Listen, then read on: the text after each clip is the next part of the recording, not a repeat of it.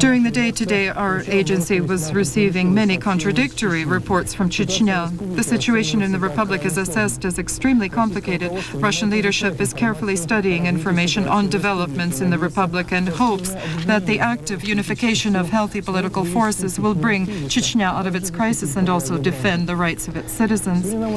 Today, we managed to receive an exclusive interview from Umar Автурхanov, the chairman of the Oppositional Temporary Council of the Republic.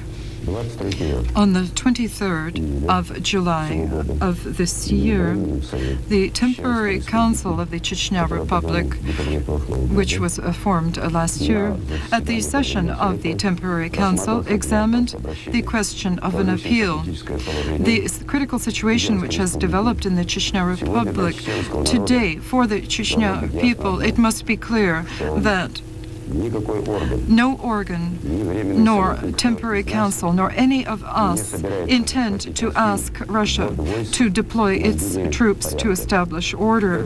We avoid this, and Russia does not want it either.